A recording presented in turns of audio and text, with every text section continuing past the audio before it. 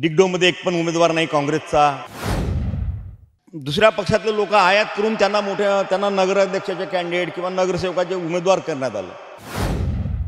राहुलजी असतील, खरगे साहेब असतील, के.सी. वेणुगोपाल असतील, यांच्या कानापर्यंत हे सगळं जावं। आम्ही लेखीसुद्धा तक्रारी करणार आहोत, आम्ही दिल्लीला पण जाऊ।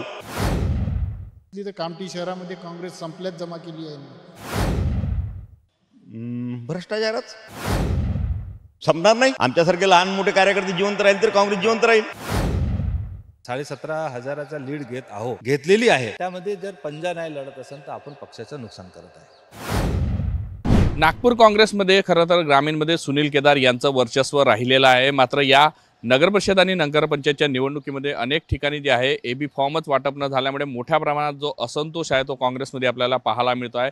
काँग्रेसमध्ये अनेक नगराध्यक्षपदासाठी उमेदवार इच्छुक असताना, निष्ठावंत कार्यकर्ते असताना त्यांना डावलण्यात आलं, त्यामुळे उमेदवारी नाकारण्यात आली। त्यामुळे कुठेतरी काँग्रेसला या सगळ्याचा फटका जो आहे तो बसणार आहे। आणि काँग्रेसचे माजी जिल्हाध्यक्ष जे आहे बाबा अष्टनकर यांनी या सगळ्या संदर्भात गंभीर आरोप जे आहे ते सुनील केदार यांच्यावर केलेले आहे। नेमकं काय तुम्हाला सांगायचं आहे, काय झालेलं आहे? ज्या पद्धतीने एबी फॉर्म वाटप व्हायला पाहिजे ते झाले नाही, अनेक जणांना डावलण्यात आलं। ज्या लोकांनी काँग्रेस पक्षाकडे उमेदवारी मागितली नाही अशा लोकांना एबी फॉर्म त्यांच्या घरी पोहोचवून दिले, आणि ज्या लोकांनी पक्षाकडे उमेदवारी मागितली त्या लोकांना एबी फॉर्म न देता त्या ठिकाणी आघाड्या करण्यात आल्या, किंवा दुसऱ्या पक्षातले लोक आयात करून त्यांना नगराध्यक्षाचे कॅन्डिडेट किंवा नगरसेवकाचे उमेदवार करण्यात आलं। म्हणजे पक्षाच्या प्रामाणिकपणे काम करणाऱ्या कार्यकर्त्यावर अत्याचार करायचा, अन्याय करायचा, पक्ष करणाऱ्या लोकांना संपवायचं आणि गटातटाचे लोक गोळा करून आपला गट मजबूत करायचं, एवढंच कार्यक्रम सुनील केदार साहेब करत आहे। त्याचा आम्ही निषेध करतो। त्यासाठी आम्ही या ठिकाणी एकत्र झालेलो आणि मीडियाच्या माध्यमातून ह्या सगळ्या गोष्टी आमचे पक्षाचे वरिष्ठ जे सपकाळ साहेब असतील किंवा राहुलजी असतील, खरगे साहेब असतील, के.सी. वेणुगोपाल असतील, यांच्या कानापर्यंत हे सगळं जावं। आम्ही लेखीसुद्धा तक्रारी करणार आहोत, आम्ही दिल्लीला पण जाऊ, आम्ही मुंबईला पण जाऊ, पण तुमच्या माध्यमातून सुद्धा, प्रेसच्या माध्यमातून सुद्धा त्यांच्या कानावर या गोष्टी जाव्या म्हणून आम्ही इथपर्यंत आलेलो। कुठे कुठे हा सगळा प्रकार घडलाय? काल अनेक ठिकाणी एबी फॉर्म वाटप झाले, त्या ठिकाणी उमेदवारीच तुम्ही जे आहे काँग्रेसचे उमेदवार झाले। बुट्टीबोरीमध्ये एकही काँग्रेसचा उमेदवार नाही, त्या ठिकाणी आघाडी करून ते लढतात आहे। काँग्रेस पक्षाकडे ज्यांनी उमेदवारी मागितली त्यांना एबी फॉर्मच दिले नाहीत। डिगडोमध्ये एक पण उमेदवार नाही काँग्रेसचा। वाडीमध्ये आहे काही आहेत, वाडीमध्ये काही अशा अनेक ठिकाणी महादुल्यामध्ये गटाचं राजकारण करून एका गटाच्या लोकांना सगळ्याच उमेदवारी देऊन टाकल्या, आणि त्या ठिकाणी नाना कंबालेंनी सुचवलेले काही माणसाला उमेदवारी दिली नाही। अशा पद्धतीनं पूर्ण जिल्ह्यामध्ये असंतोषाचं वातावरण तयार केलेलं आहे, आणि त्यासाठी पक्षामध्ये इतका मोठ्या प्रमाणात असंतोष निर्माण झाला की उद्या काय स्फोट होईल काही सांगता येत नाही। खरं तर अनेक निष्ठावंत कार्यकर्ते गेले, अनेक वर्षांपासून पिढीच्या पिढी ज्यांची काँग्रेसमध्ये गेली ते लोक 2 दिवसात पक्ष सोडून गेले। प्रसन्ना तिडकेचं उदाहरण आहे, साजा सेठचं उदाहरण आहे। कामठीचे साजा सेठ, प्रसन्ना तिडके मौद्याचे आहेत, तो दामोदर थोपटे रामटेकचे आहे। अनेक वर्षापासून पक्षाचं काम करतात आहे। प्रसन्ना तिडकेचे वडील काँग्रेसी होते, त्यांचा मुलगा काँग्रेसी होता, तो कालपर्यंत तो महासचिव होता महाराष्ट्र प्रदेश काँग्रेस कमिटीमध्ये। साजा सेठ आमचे त्या शहराचे नेते आहे कामठीचे, त्यांना तुम्ही उमेदवारी दिली नाही। म्हणजे हा काय प्रकार सुरू आहे? या प्रकारासाठी आम्ही वाचा फोडण्यासाठी सगळं करतोय। तुमचा नेमका काय आरोप आहे? कुठे कुठे जिल्ह्यामध्ये जे पक्षाने जे सुनील केदार आणि खासदार आमचेवाले हे स्वतःले पक्षाचे मालक समजून राहिले, आणि त्यांनी मालक समजून ज्या पद्धतीने नगर परिषदच्या तिकिटा वाटप केल्या आहे पक्षासाठी, आज कामठी शहराची परिस्थिती घेतली तर कामठी शहरामध्ये काँग्रेस संपल्यात जमा केली आहे। आणि मौद्यामध्ये सुद्धा त्यांनी राजा तिडकेसारख्या निष्ठावान कार्यकर्त्याला, अनेक वर्षापासून काम करणाऱ्या कार्यकर्त्याला तिकीट दिली नाही। आमच्या महादुल्यामध्येही तसंच झालेलं आहे। महादुल्यामध्ये सर्व तिकिटा सुनील केदार गटाच्याच लोकांना देण्यात आला, बाकी लोकांना सगळ्यांना डावलण्यात आलं। असंच जर चालू राहिलं तर या जिल्ह्यामध्ये काँग्रेस संपून हा सुनील केदारचाच पक्ष राहील अशा प्रकारची शक्यता आहे। पक्षाने जर याची दखल घेतली नाही तर असं होईल या जिल्ह्यामध्ये, असं दिसते। खरं तर हे सगळं का होत आहे असं तुम्हाला वाटतं? भ्रष्टाचारच मेन काय। आज राजकारणामध्ये जेवढे मोठे मोठे लोक झाले, भ्रष्टाचाराच्या भरोशावर झालं असं आम्हाला वाटतं सामान्य माणसांना। आणि भ्रष्टाचार एवढे केले की आता यांच्यावर आरोप झाले, यांच्यावर गुन्हे दाखल झाले, यांना आज नाही उद्या जेलमध्ये जायचं आहे। त्याच्यापासून वाचायसाठी बीजेपी सुपारी घेतली मोठ्या मोठ्या नेत्यांकडून, आणि काँग्रेस पक्ष संपवण्याचं काम सुरू आहे। काँग्रेस पक्ष संपेल संपणार नाही। आमच्यासारखे लहान मोठे कार्यकर्ते जिवंत राहील तर काँग्रेस जिवंत राहील।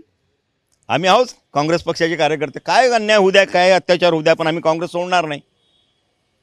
खरं तर गेल्या काही दिवसांपासून बुट्टीबोरीमध्ये वेगळा वाद पाहायला मिळाला. तुम्ही खरं तर सुनील केदार यांच्या विरोधात मोर्चाही काढला. पहा, जर तो सुनील केदार गट चालवत असेल तर त्याचा विरोध राहील. आणि जो मोर्चा काढला होता तो बँकच्या भ्रष्टाचाराच्या विरोधात होता.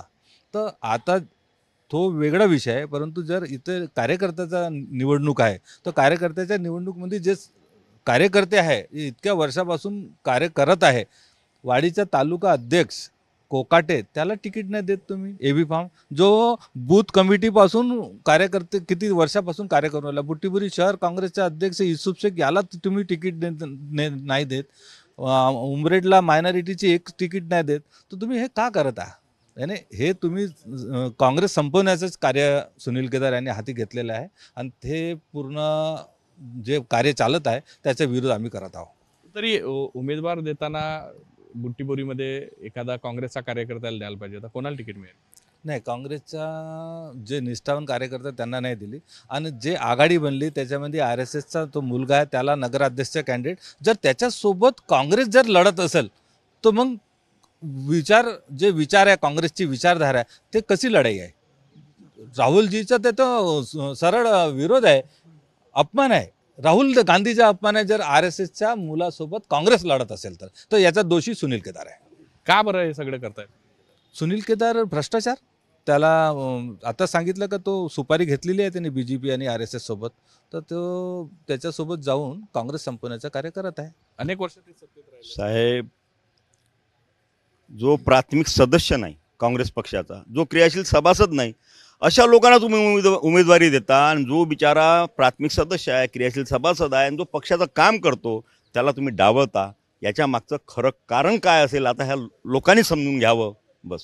तुम्ही आता पुढचे म्हणजे अनेक ठिकाणी असं असतील का स्वतः काही उमेदवार उभे राहिले असतील, काही ठिकाणी लढण्यासाठी आपले इच्छुक असतील, त्यांनी स्वतःचा अपक्ष फॉर्म भरले, त्यांच्यासाठी तुम्ही काय प्रयत्न करा? आता अपक्ष माणसाचा प्रचार करायला जाणं म्हणजे आमच्यावर पक्ष कारवाई करेल. आम्हाला विचार आहे. आता जो कोणी पंजा चिन्हावर लढत असेल तो आता कोण आहे काय त्याचा विचार न करता त्यांचा प्रचार करावा लागेल, करू. आणि अपक्ष आहे त्याला सांगू बा थांबवण्याचा प्रयत्न करू, विड्रॉलच्या दिवसापर्यंत थांब रे बाबा नको लढू रे असं म्हणावं लागेल. याशिवाय पर्याय नाही आमच्याकडे. काँग्रेसचं मोठं नुकसान झालं या सगळ्यामध्ये. खरोखर खूप मोठं नुकसान झालेलं आहे. कारण का लोकसभामध्ये आम्ही 17,500ची लीड घेतली हिंगणा विधानसभामध्ये. आणि त्याच्यामध्ये तुम्ही पंजा नाही देऊन राहिले तर याचा अर्थ काय? नुकसान करून राहिला पक्षाचं. तर आमचं हेच म्हणणं आहे का जर आपण 17,500चा लीड घेतलेली आहे त्यामध्ये जर पंजा नाही लढत असेल तर आपण पक्षाचं नुकसान करत आहे.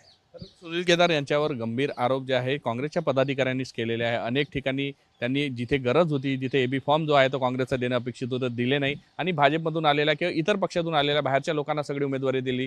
त्यामुळे निष्ठावंत कार्यकर्त्यांनी पक्ष सोडला, काही पक्षात राहिले. मात्र या सगळ्यामुळे कुठेतरी नाराजी ती पाहायला मिळते. त्यामुळे काँग्रेसला मोठा फटका जो आहे तो नगर परिषद आणि नगरपंचायतच्या निवडणुकीमध्ये पाहायला मिळणार आहे. व्हिडिओ सौरभ बोलेसह पराग डोबळे, साम TV न्यूज, नागपूर. देश विदेशातील प्रत्येक घडामोडींचे लाईव्ह अपडेट मिळवण्यासाठी आता साम टीव्हीच्या सर्व सोशल मीडिया प्लॅटफॉर्मला लाईक, फॉलो आणि सबस्क्राईब करा. तसंच सर्व नोटिफिकेशनसाठी बेल आयकॉन प्रेस करायला विसरू नका.